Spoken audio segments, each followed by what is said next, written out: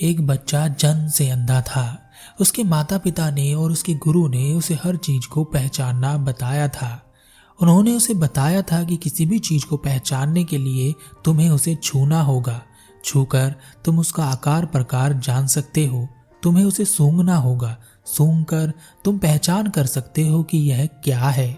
तुम सुनकर किसी भी चीज के बारे में जान सकते हो कि वह क्या है। तुम चलकर दूरी को समझ सकते हो। जैसा बच्चे को समझाया और पढ़ाया गया था, बच्चा बिल्कुल वैसा ही सीखा।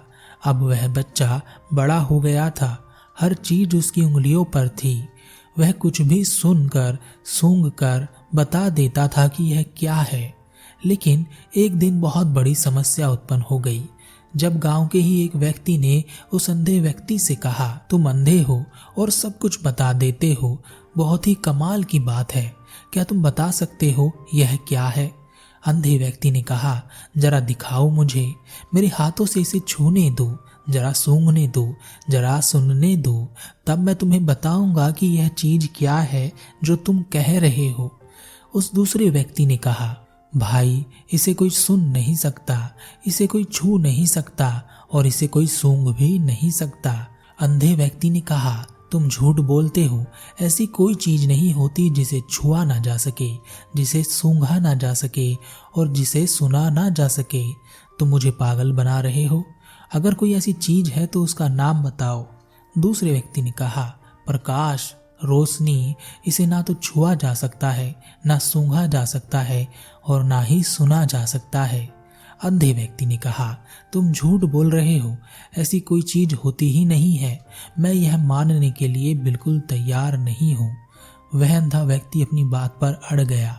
कई लोगों ने उसे समझाया, लेकिन वह मानने के लिए तैयार नहीं था कि प्रकाश जैसी कोई चीज होती है। और वह माने भी कैसे? आज तक तो उसे यही बताया गया था कि वह सभी चीजों को छू सकता है, सूंघ सकता है, सुन सकता है। तो वह यह कैसे मान ले कि जो आज तक उसे बताया गया है वह झूठ है? धीरे धीरे पूरे गांव में यह बात फैल गई। कई लोग आए उसे समझाने के लिए, लेकिन वह अंधा व्यक्ति मानने के लिए तैयार ही नहीं था कि प्रकाश जैसी कोई चीज होती है। तब उस अंधे व्यक्ति के गुरु भी आए। गुरु ने कहा, जब सूर्य निकलता है तब उसकी रोशनी से, उसके प्रकाश से तुम्हारे हाथ गर्म हो सकते हैं।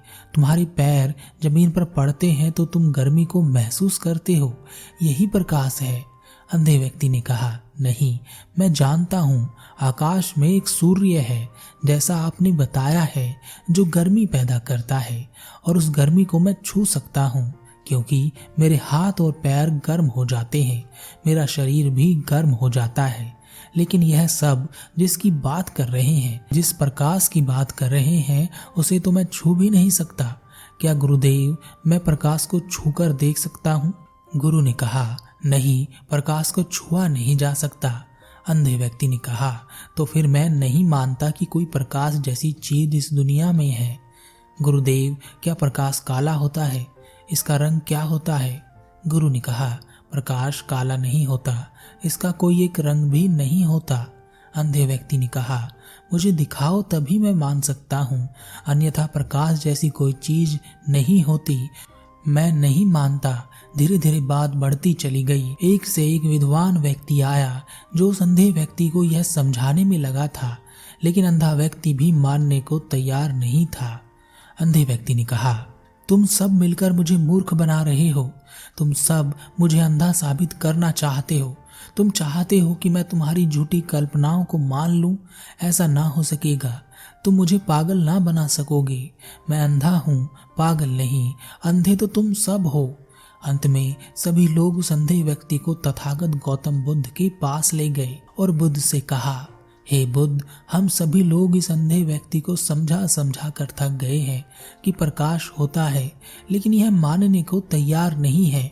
अब आप ही से समझाएं। बुद्ध मुस्कुराए और बुद्ध ने कहा, कहाँ है प्रकाश? प्रकाश तो कहीं नहीं है। तुम नाहक ही इसके पीछे पड़े हो। यह सही कहता है, प्रकाश जैसी कोई चीज नहीं है। जब यह प्रकाश तक पहुंच ही नहीं सकता तो यह कैसे मान ले कि प्रकाश होता है? तुम व्यर्थ ही इसके पीछे अपना समय खराब कर रहे हो। अंधे को प्रकाश के बारे में कौन समझाता है और अंधा प्रकाश के बारे में क्या समझ सकता है? इसे किसी वैद्य को दिखाओ, इसे आंखें मिले तो यह कुछ प्रकाश के बारे में जाने, उसे देखे, उसे समझे। तब तुम्हें प्रकाश के बारे में इसे इतना समझाना नहीं पड़ेगा, क्योंकि वह इसे दिखाई दे जाएगा। बुद्ध ने उस अंधे व्यक्ति की आंखों में देखा और कहा, इसे मेरे वैद्य जीवक के पास ले जाओ। अगर कुछ इसकी आंखों में हो सकता है, इसकी रोशनी वापस आ सकती है, तो वह अवश्य ही इसकी आंखों को ठीक कर देगा। उस अंधे व्यक्ति को जीवक के पास ले जाया गया। जीवक ने उस अंधे व्यक्ति की आंखों का इलाज किया। उस व्यक्ति की आंखों के ऊपर एक जाला सा था, जो जीवक की जड़ी बूटियों से 6 महीने में पूरी तरह से हट गया, और उस अंधे व्यक्ति ने पहली बार प्रकाश को अपनी आंखों से देखा। उसने अभी तक केवल अंधेरा ही देखा था। प्रकाश की कल्पना भी उसके मस्तिष्क में नहीं थी। प्रकाश को देखकर उसकी आंखों से आंसुओं की धारा बहने लगी। अब किसी को उसे समझाने की आवश्यकता नहीं थी कि प्रकाश होता है। इन 6 महीनों में बुद्ध यात्रा कर किसी दूसरे स्थान पर चले गए थे। वह अंधा व्यक्ति बुद्ध को ढूंढता हुआ वहां पहुंचा। तब बुद्ध लोगों को अपना उपदेश दे रहे थे। वह व्यक्ति बुद्ध के चरणों में गिर गया और उसने कहा, हे बुद्ध, लोग तो केवल बताते थे कि प्रकाश होता है। वह हर प्रकार से बताते थे। अगर आप मेरे गांव में ना आते तो मैं लोगों से केवल विवाद ही करता रह जाता और वह मुझे समझाते ही रह जाते, और मुझे मेरा अहंकार यह भी मानने नहीं देता कि मैं अंधा हूँ। धन्यवाद आपका, आपने मेरे अहंकार को तोड़ दिया और मैंने जाना कि मैं अंधा था। आप नहीं होते तो मैं प्रकाश को कभी जान नहीं पाता, और बेचारे मेरे गांव वाले लोग जो मुझे समझाते ही रह जाते।